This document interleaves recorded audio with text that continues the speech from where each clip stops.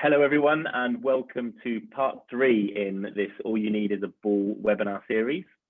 We're going to continue to look at the wider football industry around the world and look at it in a way that helps to support the key role models out there that are working with young people. So I'm talking to you, parents, teachers, youth workers and alike. Football, as we know, has the power to unite, to inspire and to engage people in any culture, through any language and despite any social imbalance. But it's also the cause of many arguments, often some violence and disappointment too along the way. So today I am joined by two very inspirational people who I've had the pleasure of knowing for some years. And we're going to learn some of their experiences and about their journey, which is very much going back to the streets and street culture. Where it starts for everyone, of course, but we want to understand and learn from, the treasures that they've uncovered along the way in the football industry. So the subject in question today is we're going to shed some light on how people deal with defeat. It's a big subject area, especially in youth football. So I want to, in particular, we want to look at how aspiring young footballers deal with that and how you as parents or coaches can help to guide young people to better deal with defeat in the future. So today we have got Nugzar. Nugzar is joining us from Baku in Azerbaijan, where he is the leader of the street football community there and a former professional footballer himself. He's played in 4 different professional leagues in Russia, Georgia, Tunisia, and Azerbaijan. Welcome, Nugzar. Hey, hi guys. And Edward van Gils joins us, who is, first of all, for those who shamelessly don't know, the godfather of street football, joining from the mecca of street football there in Amsterdam in the Netherlands. He's the captain of the Ronaldinho Globe Street Team, the founder of StreetKings, the star of FIFA Street and now Volta in FIFA 20, a football choreographer, and much, much more beyond. Welcome, Edward. Thank you for having me. So yeah, gentlemen, thank you so much for your time and for joining me today. I'm going to come over to you, Edward, first, if that's okay. And just to kick things off, let's rewind the years. Let's go back to the roots and where it all began for you. I know you get asked this question quite a lot, but yeah, how did you get into street football and what were some of the big points on your journey that stand out? Okay, I think like any other kid in Holland, you just pick up a ball at around the age of 4 or 5 years old, and you just go outside and play with your friends. That happened to me too. So, I think everybody plays street football in Holland because our infrastructure is built that we have different courts on every corner of the streets. So that's where we lay the foundation. And from there on, if you think it's interesting enough, you join a club, which I also did. But during the same time, you always keep playing on the streets. Well, at least that's what we did when we were younger. Things didn't need to be organized. We just played outside, but we didn't have as much seductions as the kids have nowadays. We didn't have the PlayStation or a computer at all. So all we did was play outside. And I think that's where we laid the foundation and where we found our love for football. Football you can play it because you want to get a career out of it. You can do it because you want to forget about some stuff. If you have some problems as a kid, or maybe even as an adult, because once you play football, especially street football, because it's pure, you don't think of anything else than the ball. You don't have a coach to tell you what to do. You can be creative. You can try to find out what kind of player you are. So yeah, that's how we started ending up on the streets. But when I got a little better in 11-a-side football, my focus was more on 11-a-side. Not even because I wanted to become a professional football player or I wanted to earn a lot of money. Just because, I don't know, back then I could lose my energy on the pitch because it was big. I run a lot. It's 90 minutes. Plus it shows you how to work together. So my my focus was an 11-a-side, and it was a snowball effect when I finally got a little bit of talent. You know, I started doing the region teams, then I started to do the national team selection process. Then I started playing for a professional club. And then I got 18. And when I was 18, I kind of made a mistake and it messed up my football career. So I couldn't play football on the 11-side pitch. So that's why I went back into the streets. But I saw that the guys on the streets developed too, but in a different way. You know, these guys were making mags and could react on opponents like it was nothing. Where I was more of a guy with long distance running, a long pass, sliding tackles and stuff like that. So I had a hard time adapting to the streets. But then for my luck, the End One mixtapes, which is street basketball, hit the streets.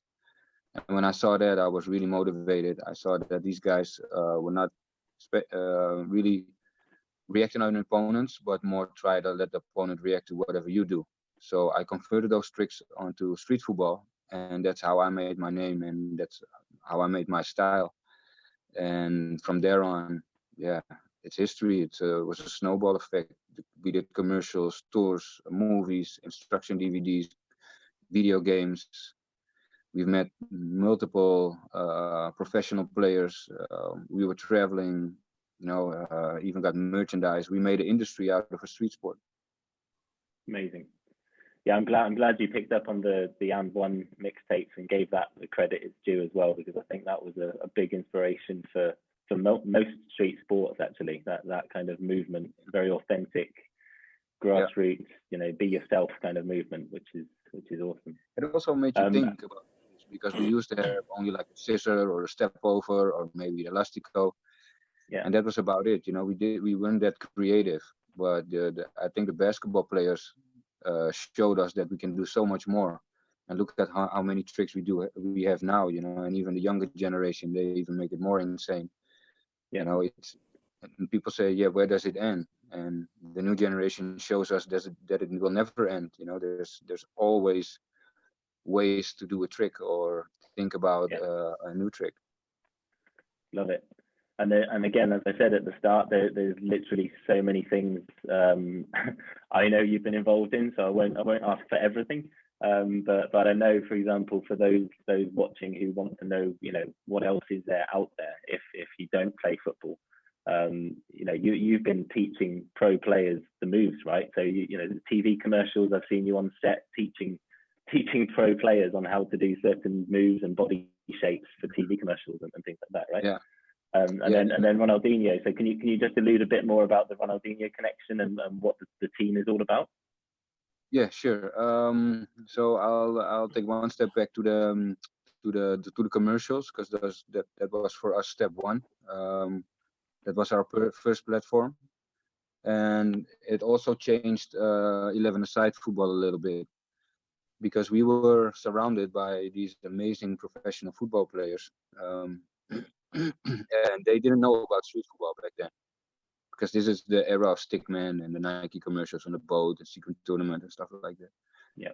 So when we met these guys, we had to show them those tricks, which obviously they could do quite easily. Sorry. But the funny thing is they loved it, and some of these guys picked up those moves, like Edgar Davids, even Ronaldinho and Van Nistelrooy. You know, we showed them those moves, and a little later we saw them practicing those moves during training sessions, and eventually on the big stage in the stadiums we saw them doing street moves. So yeah, that was amazing to us. And then a little later in my journey, I got the honor of doing the motion capture for FIFA Street Games. Motion capture means that we did the moves in the game. You know, we got the suit on with all these sensors on them, and they put our moves in the game. And with the first one, the guy on the cover was Ronaldinho.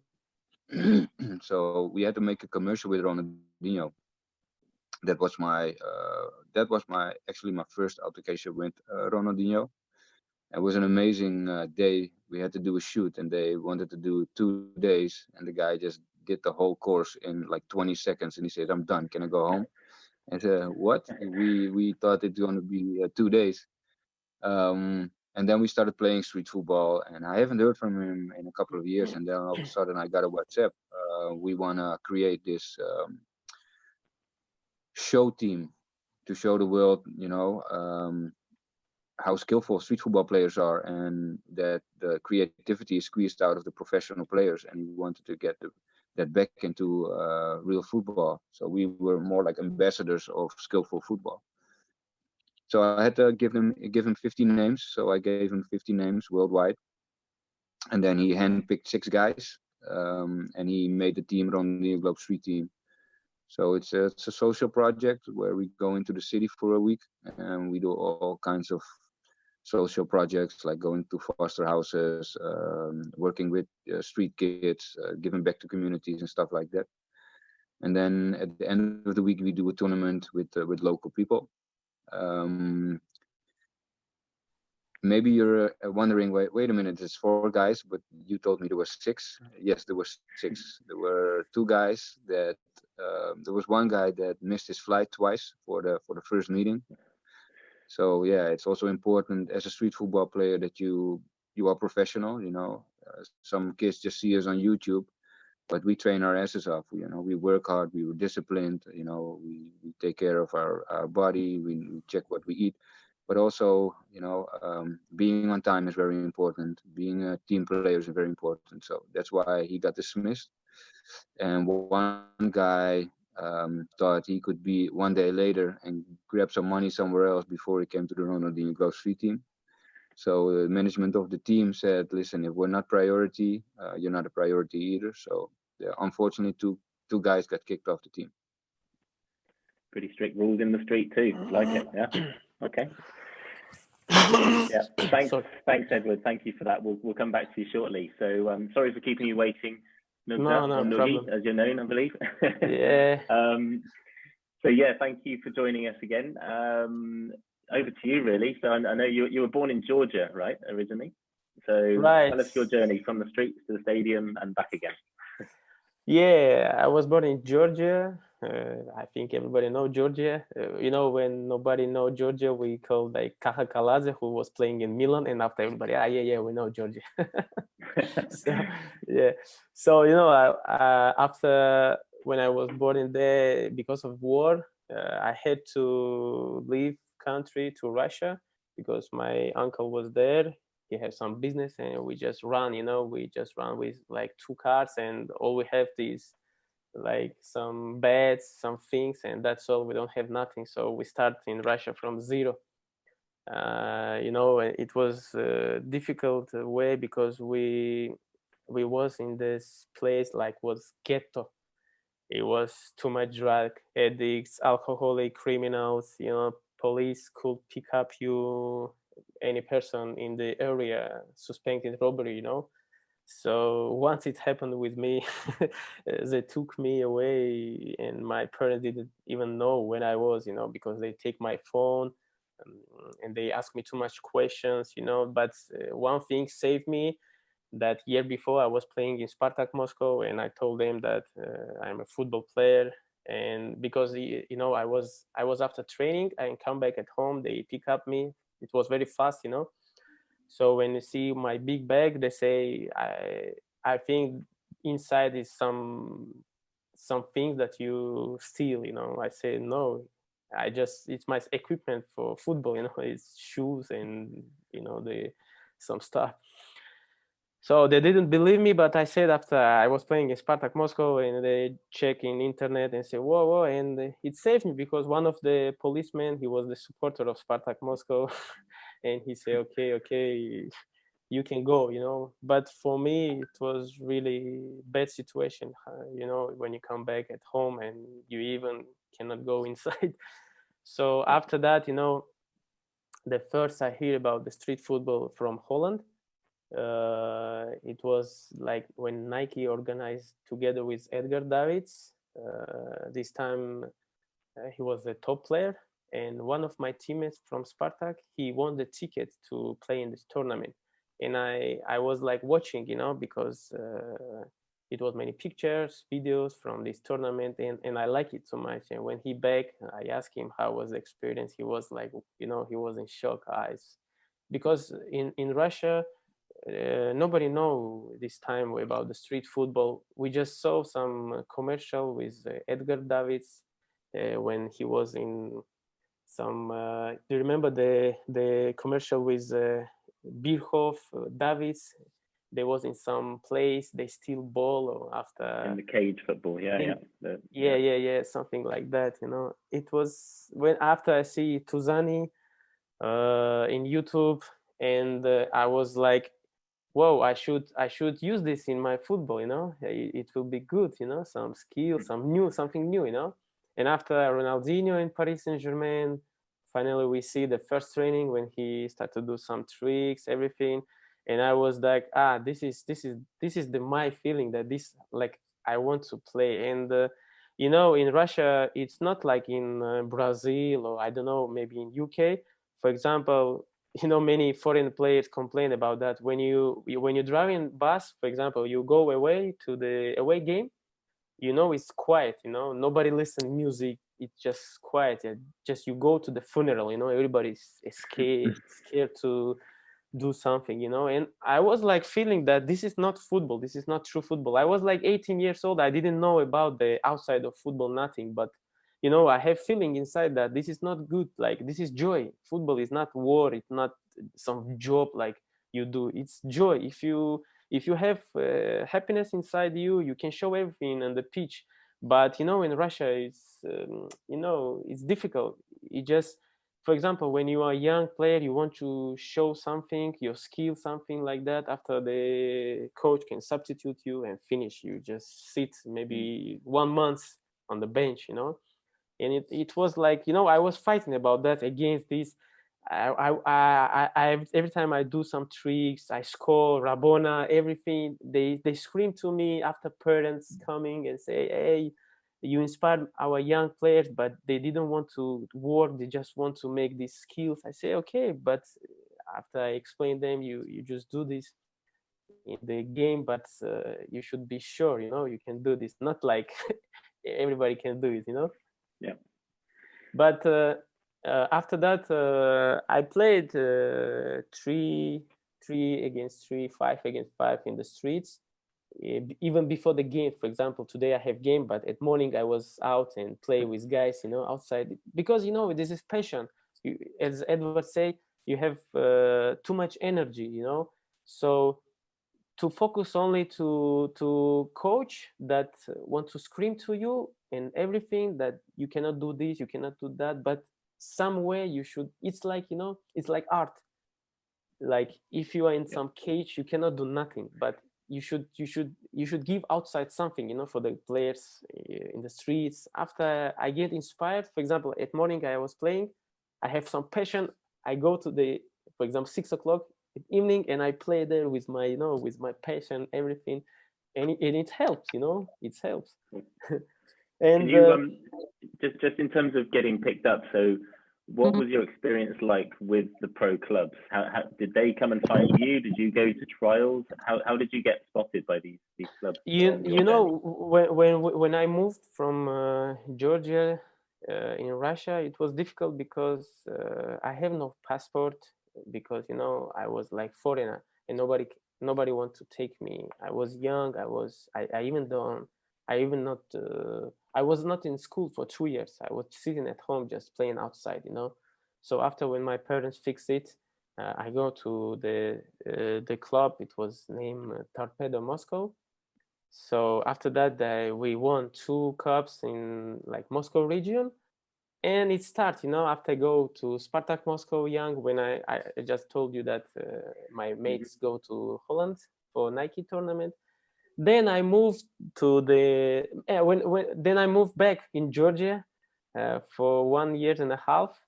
It was like Dynamo Tbilisi, the second team. I was like 16 years old, and it was bad time, in Georgia after the war. Can you imagine? It was it was, you know, everything was from the zero, you know, the football, the government, everything, even city. It was very ugly. So I don't like it, and I back to the Russia, and I go to the trial, to trial in second team in Spartak Moscow that time. Yeah, they picked me up, and you know, every time was trial. It's not like I come and I'm the I'm the boss, you know. Sure. It's not like that. Every time this is trial, you know, you have one chance, because for your place fight for maybe 4 or 5 players, you should be better than. So if some little mistake or something like, for example, coach don't like your vision of football, so finish, you out. So and have you got a favorite place? So out of all of your experiences, where was the favorite place to play football? For all my experience, yeah, of course, you know, I was playing in 4 countries, and each of them have good experience, but most about the level I like, of course, Russia and Tunisia. I was wondering, you know, when I went there, I was wondering, like, it's almost like League One in France, but of course not Paris Saint-Germain. It's top, but maybe the second 10 teams, you know, it was good. There are many players, for example, from Marseille, from PSG, there was like loan on these teams. Excellent. Thank you for that. That's great. And I know there's much more, but we're obviously restrained. Just for everyone watching, what we're going to do is underneath this video, I'll post all the links so that you can see more about the experiences of both Nugzar and Edward and the industry as a whole. So we'll come back for some more shortly. Yeah. Okay, just moving on then a bit now to look at some of the setbacks along the way. So Edward, I'll come back to you first. Again, no one's journey is smooth. So there's been ups, there's been downs. I know for you. Thinking back to the setbacks, so when you've felt disappointment, maybe with yourself, or you've not been allowed to progress in your career as an 18-year-old, playing. Can you remember those emotions and those feelings, and how did you deal with that? You got some time? Still have some time. Yeah. Don't worry, we have. Good. Well, to be very, very honest, my football career kind of started as a disappointment, because once I started, I was just another fly on the wall. People didn't recognize me, people didn't see me. I got kicked back to like the lowest teams there possible were, and I think those were the first 3 years. And it was weird, because at one side of me just loved the game and I didn't care who I played with. But I'm also a guy that is raised with the Rocky Balboa movies, so I'm somebody that wants to achieve something in life. So the one side of me was like, yeah, whatever, I the game, and the other side of me, I want to get the best out of myself. And then when you get to those lower teams, the first 3 years, that started to nag. So yeah, it was kind of a disappointment, but I just worked hard. I didn't really give it that much attention. I just followed my heart, and I just did what I thought I needed to do out of passion for football. And then all of a sudden, people started noticing me, maybe because of my work ethic. And I had lungs like a horse. I was running and collecting the balls and distributing the balls. I wasn't much of a scorer.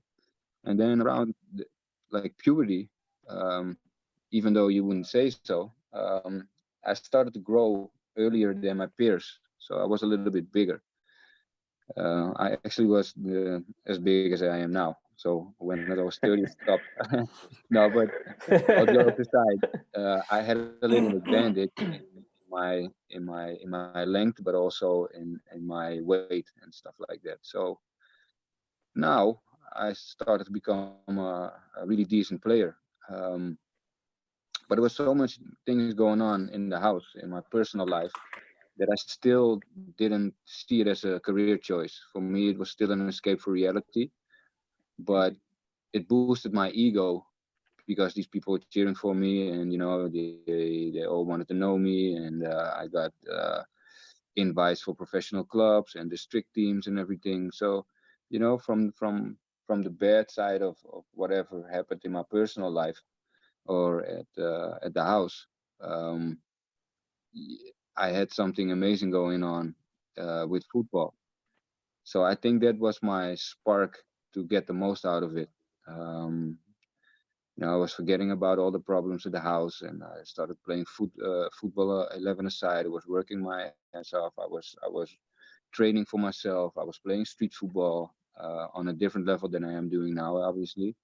But that got me into the professional clubs, and even still then, it wasn't my priority. I was hanging around with the guys on the streets because they were my family, and I felt some sort of responsibility to those guys. Um, Again, the situation at the house only got worse, because at one point my mom left us. Then my sister also disappeared. So I was alone with my dad. Unfortunately, my dad had a drinking problem. He tried to do the best he can, working his ass off, trying to pay those debts. But so there was no supervision for me. So I flunked every school year.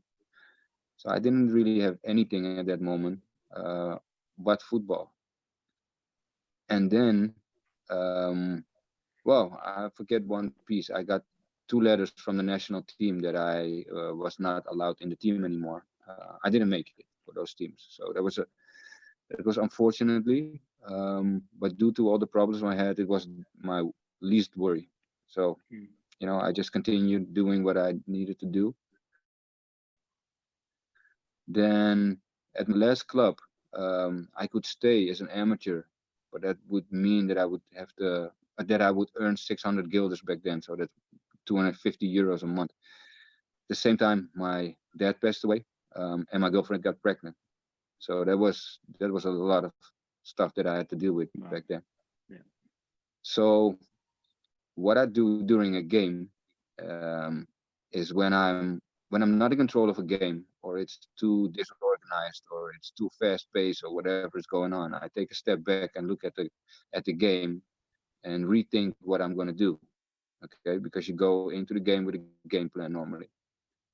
But if it doesn't go the way I want, I take a step back, let my teammates play, and I'm going to check, okay, how can I solve the problem and how can I play differently? And that's exactly what I did with my life.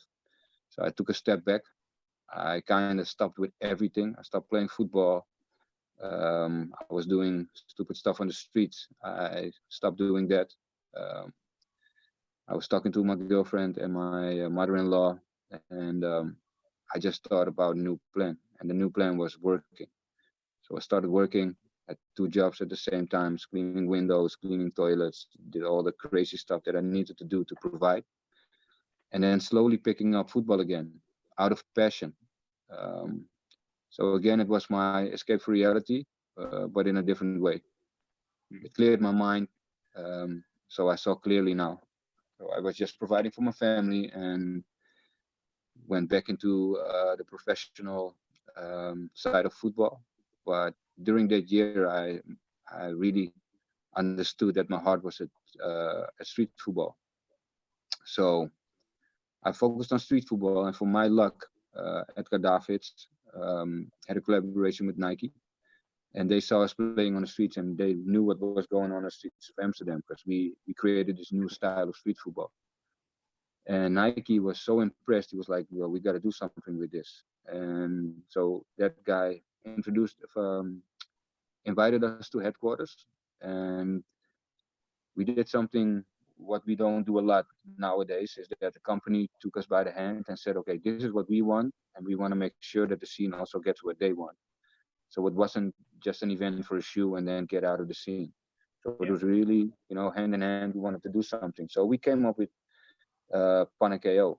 It was 1v1 gladiator style in a cage. Well, everybody knows it because it's still popular. There were strict rules. You needed to get the ball back before when the ball went through somebody's legs. You needed to have the ball back even before it bounced off the wall. So it was difficult, but that's the art of football, and that's also, I think, life. When something is difficult, you don't change the rules, but you just work your ass off to make it possible. Yeah. That became a huge hit. We had to tour the world because we had to show people how to play it. From there on, the people from EA came by and they saw us doing it, and they say, "Yeah, we're doing this new video game, FIFA Street. Want to invite you guys for the motion capture." That's also a long story because at the beginning we messed up and we didn't get the job. Other people got the job, but maybe that's something for a little later. Funny story. We'll do another journey on that. Yeah. Yeah. But We later have on, time, don't worry. Say what? We have time, don't worry. Yeah, you want to hear the story? I don't. No. Let's save it for later. It's a private story. You guys. Okay. So eventually, we still got back into the FIFA games because they saw us at a tournament and he said, "No, you guys are special. The other guys that we brought in were amazing, but you guys got something special. We really need to use you." And then we negotiated that we got our own avatars in the game. And from there on, again, it was a snowball effect. Nike commercials, TV shows, reality shows, tours, and everything. And yeah. Love it. If there's one thing that I can summarize out of everything there, it's clear that you as a personality anyway knows when you've got to work hard, right? And I think, it feels like to me, those disappointments, those life situations as well, triggered inside of you that notion of, I've got to work harder than everyone else around me now to get back on track. Is that fair to say or not? I think that's it in a nutshell. I might not be the best, but I'm going to make sure that I'm going to outwork everybody, and that's going to make me get to the top. And that's what got me to the top. And that hard work still makes me where I am today. And that's still. Did anyone teach you that? Did anyone teach you that, or did that something just came natural to you? I'm an emotional guy, so and I wasn't raised like by my parents, so it might be a little bit weird, but I got raised by movies, inspiring movies like the Rocky movies. Back in the days, movies had a message. You start from nothing and you become everything you want to become. So that is something that is in my mind, and that's the way that I live. I don't believe that if somebody hits you and you fall, that you need to stay down. That if I get hit and I'm on the ground, I'm going to make sure he's never going to hit me again, or I'm going to be the one that gives him the first punch. That is what motivates me. If somebody puts me down, there's a moment for me to rise again, and I live off rising up. So that's how I deal with defeat and heartache. Brilliant. Also, music. Music did the same thing. Hip hop had the same message back in the days. Yeah. So that was my education. Awesome. Okay, I'll pause for now because again we could just go on and on and on. There's so much to talk. It's so fascinating. Yeah. Nogzal, coming back to you then. So let's look at again reflecting on your journey and the disappointments. I'm talking now specifically around football and playing. Again, remembering that people watching this have got kids who are trying to become footballers, or they're just so passionate about the game, but they're going on a pitch one week and they're losing, or they're getting sent off, or they're having a situation. What did you face, and how did you deal with defeat along the way? As Edward said, that the movies and music inspired him. For me also, the Rocky Balboa was my still favorite movie, and if we make parallel for this movie and my life, I think that Edward say everything that I feel right now inside how I say. Of course, you have hard your life, but my life was the almost same, because every time I should fight, it's like in my team was the guys who even don't care about the trainings, everything, but they play, you know. And the year by year, I see them, they play in Premier League. I was like inside, what's going on? What I do wrong, you know? I was training maybe 2-3 times in day, you know. I was like, you know, I must almost kill myself, you know. I said, why it not work, you know? And I was like, it should work, you know, because you spend too much time for this. And you see your guys, your mates, they drink, they go to the party, and they play, you know. This was the first disappointment from football, you know. I said, what's going on? It should not work like that, you know, because the life is different. Who work, he should take something for that. But you know, I continue. I said to myself, okay, I will continue, and let's see what will be, you know. Of course, it's not come for this moment. It takes time, you know. It's too much time. Maybe it's the months, 3, 5, 1 year. And I have one experience that when I was, you know, I was very close to sign to the first team of Spartak Moscow. But when you are in the second team, you know, nobody know you. So after that, I don't know why, but I don't know how it's happened. I was in the fourth division, the fourth. It's like, I don't know. It's like the most worst division. Maybe it's like Sunday league, you know. I don't know how I was there, you know. It just happened, you know. So every day I was walking. I see the level, my level, and the guy level. They were drinking. They, you know, they make crazy things. But I continue to training, and one day I said them, I say, okay, guys, I'm tired, you know. One day I will play in Europa League, you know. And they was laughing, they was joking. Oh, every training they're coming. I say, hey, look at this guy. He wants to play in Europa League, but he's still with us in the in some, sorry, but shit. And you know, you know, you should believe, you know, but the life kick you very hard. But if you give up, nobody know what will happen tomorrow, you know.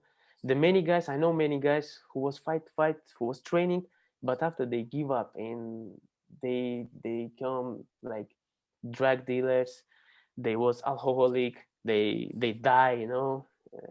That some friends call me and say, you know what's happened with this guy, he died. I was like, you know, it's shock you, you know. It's time to not give up, you know. When you listen the stories, you say, okay, I'm in the right way, so I should continue, just it will come. And 6 years later, this guy who's laughing on me and speaking bad for me, they see on live TV that guy that guy come to the Europa League game, and I was, you know, it's, you know, it dreams come true, you know, when I feel that this guy is watching me, my parents watching me in the live, I'm on TV, you know. This time was like, it's happened, you know. But for this 6 years, it was worst years in my life, you know. It was disappointment for the people. For example, I was playing one team and I was in the position for one of our president's son. His son played with us and he was on the bench. I was in the first 11. So when the coach substitute me, it was like 85 minutes. You know, can you imagine the president comes down in the dressing room and I was alone. He takes me like that. He was that, hey, you son of a, why you didn't change before? I said, but why I should change? The coach decide but he said that because I see that you are tired, but my son should play, you know. And I was like, whoa, it's really. So after 3 months, he put me out from the team, you know. For me it's crazy thing, you know. It's, for example, you work hard, but some people just make it, you know. Yep. For the reason. That's fair to say, and I think, well, for some people don't see all of the other reasons. Maybe, you know, there's other things in other people's lives. You never know what other people are going through, and that's an important reflection. I think that you should always not expect that you know everything that's going to happen or that other people are dealing with. Yeah. But it's hard, it's hard. For example, it's not about you just work, but some people won't destroy, For example, the life kick you and the persons kick you, like it's two sides, Well, but if similar to how I kind of summarized with Ed, but for me, what stands out in your journey there is the vision, right? If that was your goal and you went through 6 years of frustration, of pain, of neglect, of but struggle, six you years had that is goal, too much, right? 6 years Yeah, is for too sure. much. but you lived by that goal, right? And you wanted to play in the Europa League. First vision, somebody, I don't know if you know that, somebody give me present the book name was Secret. I don't know if you know that. Secret, yeah. There was the visualization about that. They're speaking about that. The one guy told me that put it on your wall, for example, the points, like where I want to be after 10 years, Mm-hmm. I put something like, and I forget, about that. But 6 years and it worked. Yeah, very good. Love it. Awesome. We're going to move to the final section now for the purposes of this webinar. And again, everyone, thank you for watching this. Do check out below and ask any questions. If you've got certain questions for Nugzar and Edward, then please feel free to write on the chat and we'll get back to you as soon as we can. But yeah, finally, let's go back again to the audience and remember that we've got parents and teachers and coaches watching this, looking for wisdom, okay, looking for those words of advice to pass on to their children as they face defeat or setbacks or failure as they embark in the football journey. What words? So I'll maybe start with you, Nugzar, this time. Give us some words of advice, some things that you would suggest for a parent to talk about, I guess, with their kids. Let's imagine they've just come off the pitch, they've just lost, their age 10, 11 years old, they want to be a professional, but they're beating themselves up right now. So what would you suggest to the parent to stay in that situation? The one thing I should say, this is like never yell at the child, because the child is like, for example, the parents should be the like example for how to be, for example, the kids have many pressure, many things. For example, I have my daughter, she's 4 years old, but if I will tell to her like, don't do this and don't do that, she like look at me like, okay, daddy, what should I do? It's my like, I have fun with this, so children should have fun, the joy. The one thing Ronaldinho gave me for all my life, he said that football is joy. It's not war. It's not like, for example, how you can ask to 11-year-old player to play like professional player, but this is the sickness of parents. They want immediately the result right now.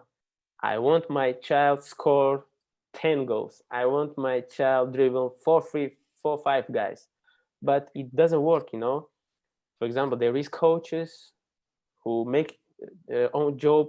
I have my coach sometimes in the game when I was like 12, 13, they're like 12 years old. When somebody makes some mistakes, he comes inside of the pitch and he kicks somebody, After that, everybody was scared to dribble or do something. This is the bad, like it's like psychology attack, right? Am I right?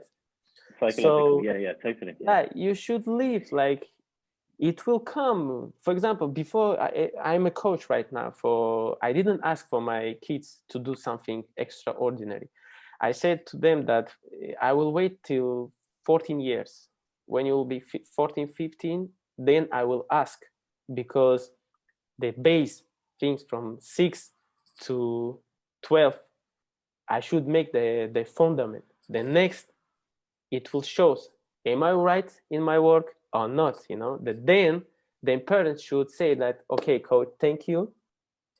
You are a good person, but sorry, we should move to another team because we see that your study is not working, But before that, I think the parents should stay there outside of the pitch and just watching, and to help the guys at home, not on the pitch, you know.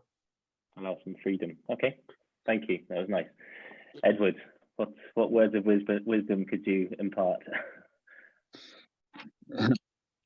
Yeah, there's so much, but it also depends on a lot of factors, in my opinion.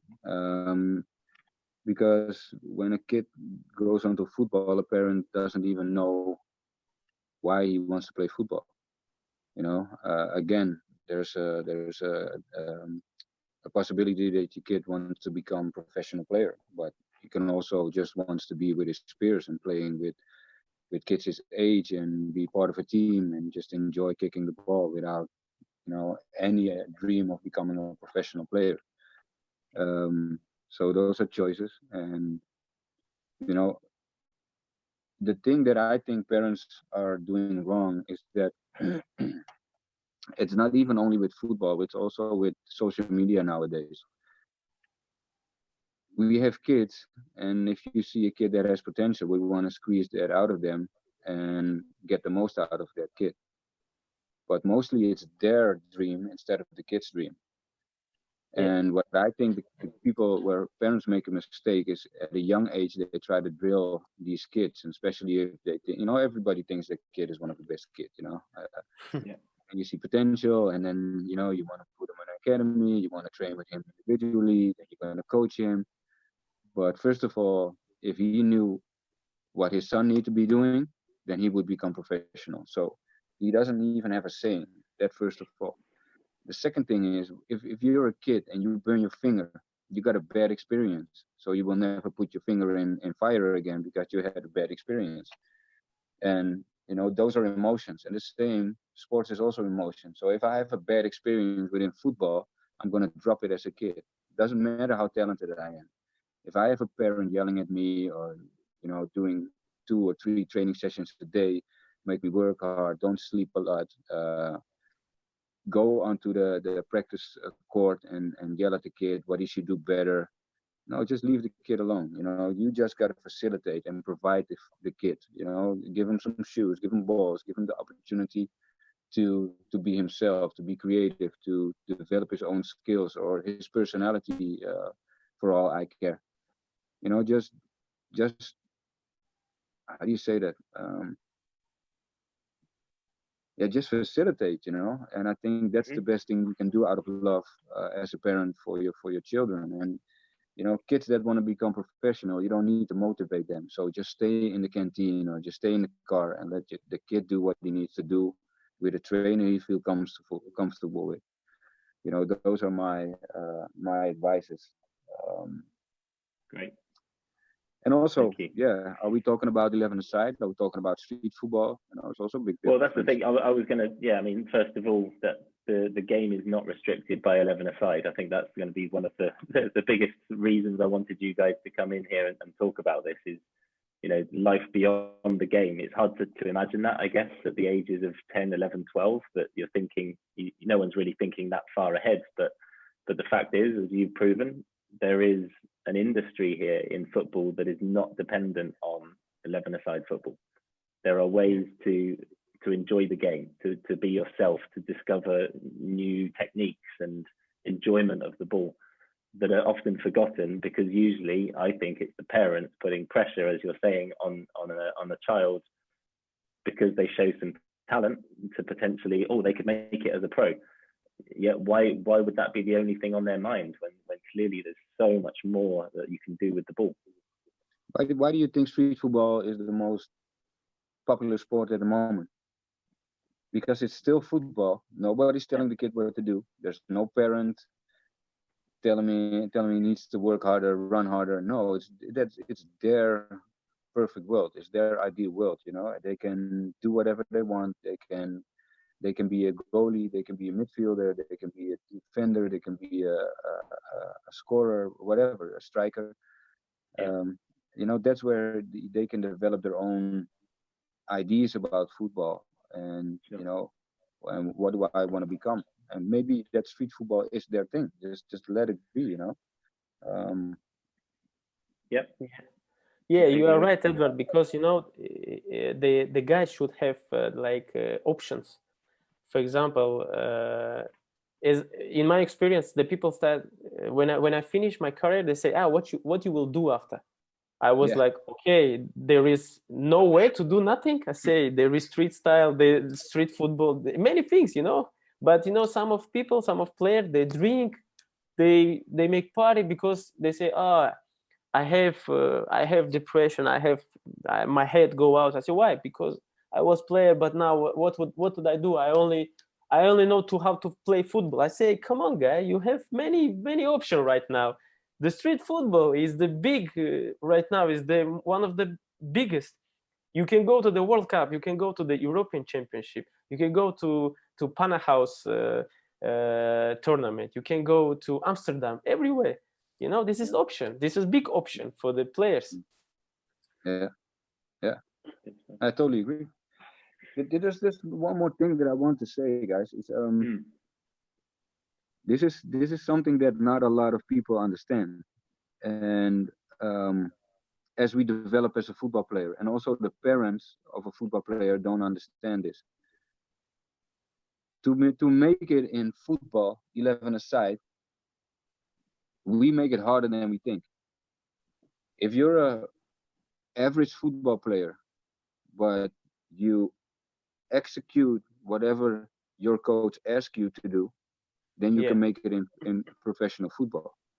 And that is something that we don't realize that much.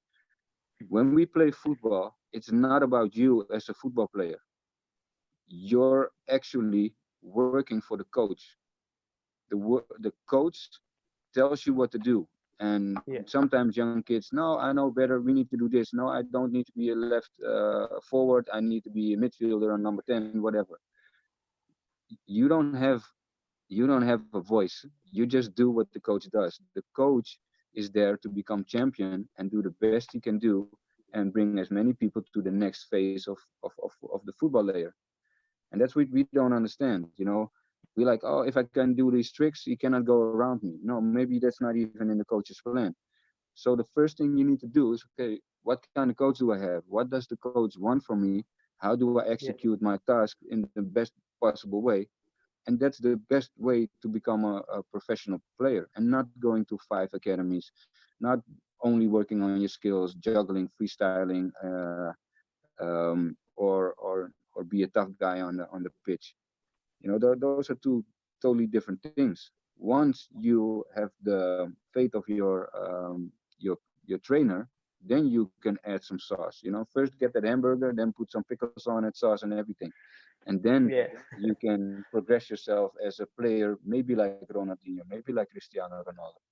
Because you also need to have a coach that believes in you. Because look at Cristiano Ronaldo, the first years at Manchester, right? Yeah. To me, it was horrible. It was horrible to watch, Yeah, for me too. but the coach just gave him that space to do it. He believed in him, and so he could develop his skills on the biggest level there is, and he gave him that time. And look at him; he's the best player in the world right now. So there's so many aspects in football we don't even think about, where we actually should, and also as parents. It's not only about the kids. It's not only that your kid can score or can dribble the best of it. Some of the parents are like, no, my kid is the best dribbler on the team. Yeah, but he doesn't pass the ball. He doesn't score. Out of his dribbling, 5 goals come out of it, but we only score 3. You still lose. So there's so many different aspects, and sometimes we need to first think about what we want, what we do, before we execute what we already think we know, in order to let our kids become a professional player. Love it. I think you've brought everything to a very nice conclusion there, in my opinion. I think that's it. For all of what we've said, there's a degree of internal values that are needed as a young person wanting to play, enjoying the ball, but as a parent, as a coach, how important listening and observation is. Listening to your child, understanding and watching their behavior patterns, understanding what the coach wants. There's so many factors. So there's no one rule that says this is how you deal with failure and defeat, But certainly what we'd all, I guess, here like to promote is the game goes beyond the stadium. There is so many ways to enjoy the ball and express and develop yourself, and hopefully create more icons and role models such as you guys, to live the game and enjoy it as everyone grows up. So brilliant. I think that's brought everything to a nice conclusion for now. Again, we could talk for days, but let's do that another time. Sounds good. So thank you both, Nugzar and Edward, first of all, again for your Thanks time. for the Really invitation. appreciate it. Again, everyone, please check out the links below to go and see both of their work and their profiles. And there's so much going on every week that I'm sure you'll be entertained. In the meantime, continue to stay safe and remember that all you need is a ball. Thank you very much for watching. Thanks. Thank you. Cheers. Bye-bye. Bye-bye.